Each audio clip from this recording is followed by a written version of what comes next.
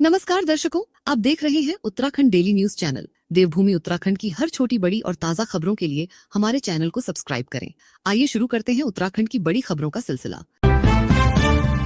उपराष्ट्रपति सीपी राधाकृष्णन पहुंचे देहरादून, मुख्यमंत्री धामी और राज्यपाल ने किया स्वागत। उपराष्ट्रपति कल शनिवार सुबह विशेष विमान से दिल्ली से देहरादून एयरपोर्ट पहुंचे। देहरादून एयरपोर्ट पर राज्यपाल लेफ्टिनेंट जनरल सैनी गुरमीत सिंह, मुख्यमंत्री पुष्कर सिंह धामी और पुलिस प्रशासन के उच्च अधिकारियों की ओर से उनका पुष्पगुच्छ देकर स्वागत किया। इसके बाद उपराष्ट्रपति एयरपोर्ट से सड़क मार्ग से देहरादून रवाना हो गए। देहरादून में आयोजित कार्यक्रम में शामिल होने के बाद उपराष्ट्रपति कल दोपहर करीब 1 बजे सड़क मार्ग से वापस एयरपोर्ट पहुंचेंगे और दिल्ली के लिए रवाना होंगे। एयरपोर्ट पर रिहर्सल के दौरान एयरपोर्ट से देहरादून तक फ्लीट दौड़ाकर तैयारियों को पुख्ता किया गया। एसडीआरएफ सेनानायक अर्पण यदुवंशी, एसपी देहात जया बलूनी, सीओ विवेक कुटियाल, कोतवाल प्रदीप राणा आदि मौजूद रहे।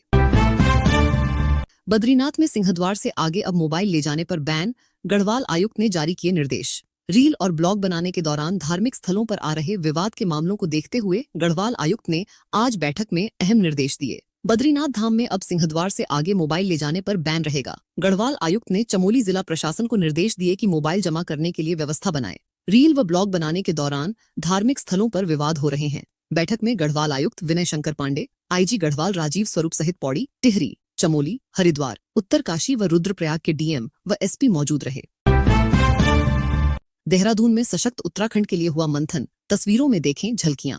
देहरादून में दैनिक जागरण फोरम का आयोजन हुआ, जहां उत्तराखंड के 25 साल के सफर और भविष्य की चुनौतियों पर गहन चर्चा की गई। उपराष्ट्रपति सीपी राधाकृष्णन ने इसका उद्घाटन किया। राज्यपाल गुरमीत सिंह और मुख्यमंत्री पुष्कर सिंह धामी सहित अनेक विशेषज्ञों ने सशक्त उत्तराखंड के निर्माण के लिए महत्वपूर्ण मंथन किया, जिससे राज्य के विकास की नई दिशाएं तय हुई। स्टार्टअप इंडिया रैंकिंग में प्रदेश को मिला अ लीडर का दर्जा, उद्योग मंत्रालय ने दी मान्यता। स्टार्टअप इंडिया रैंकिंग में उत्तराखंड को अ लीडर का दर्जा मिला है। भारत सरकार के वाणिज्य एवं उद्योग मंत्रालय के अंतर्गत उद्योग संवर्धन एवं आंतरिक व्यापार विभाग DPIIT द्वारा जारी राज्यों की स्टार्टअप इकोसिस्टम रैंकिंग के 5वें संस्करण में उत्तराखंड को मजबूत स्टार्टअप इकोसिस्टम विकसित करने में अ लीडर के रूप में मान्यता प्रदान की गई है। इस उपलब्धि के लिए राष्ट्रीय स्टार्टअप दिवस के अवसर पर उत्तराखंड सरकार के उद्योग विभाग को सराहना का प्रमाण पत्र प्रदान किया गया। केदारनाथ हेली सेवा के लिए नए सिरे होगा कंपनियों का चयन, यूकाडा जल्द शुरू करेगा टेंडर प्रक्रिया। केदारनाथ हेली सेवा के लिए हर साल टेंडर प्रक्रिया में लगने वाले समय को देखते हुए यूकाडा ने एविएशन कंपनियों के साथ 3 साल का अनुबंध किया था, जो 2025 में पूरा हो गया है।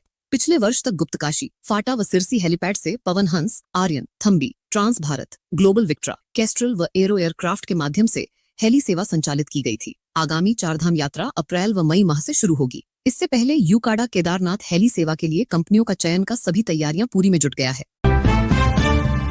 हरिद्वार में 7 साल की बच्ची से दुष्कर्म का प्रयास, किसी तरह बचकर भागी बच्ची, रोते हुए मां को बताया सच। उत्तरी हरिद्वार में 7 साल की बच्ची के साथ रेप का प्रयास किया गया।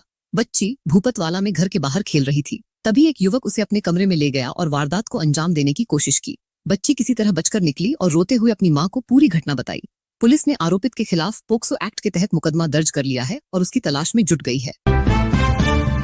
लालकुआं में हादसा, अज्ञात वाहन की टक्कर से पति पत्नी की दर्दनाक मौत। लालकुआं के ट्रांसपोर्ट नगर में एक भीषण सड़क हादसे में स्कूटी सवार दंपति रामनिवास शर्मा और मालती शर्मा की मौके पर ही मौत हो गई। अज्ञात वाहन ने उनकी स्कूटी को टक्कर मारी और चालक फरार हो गया। दंपति किसी परिचित के अंतिम संस्कार में जा रहे थे। पुलिस ने शवों को पोस्टमार्टम के लिए भेजा है और फरार वाहन व चालक की पहचान के लिए सीसीटीवी फुटेज खंगाल रही है। देहरादून में मेट्रो नियो की जगह अब दौड़ेगी BRTS।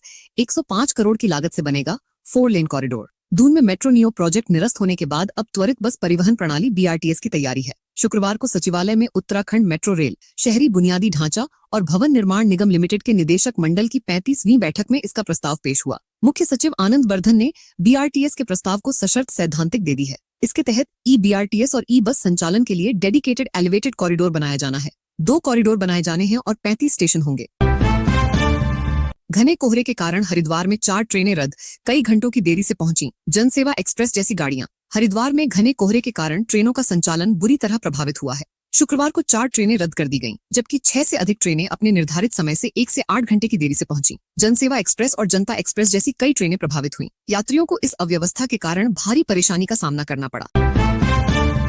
उत्तराखंड बोर्ड के प्रैक्टिकल एग्जाम शुरू, 21 फरवरी से 20 मार्च तक होगी लिखित परीक्षा। उत्तराखंड बोर्ड की प्रयोगात्मक परीक्षाएं शुक्रवार से शुरू हो गई हैं, जो 15 फरवरी तक चलेंगी। हाई स्कूल और इंटर की लिखित परीक्षाएं 21 फरवरी से 20 मार्च तक आयोजित होंगी। इस वर्ष 1261 परीक्षा केंद्र बनाए गए हैं, जिनमें 156 संवेदनशील हैं। 2,16,121 परीक्षार्थियों ने वर्ष 2026 की बोर्ड परीक्षा के लिए आवेदन किया है। उत्तराखंड विद्यालय शिक्षा परिषद के सचिव विनोद कुमार सिमल्टी ने ये जानकारी दी।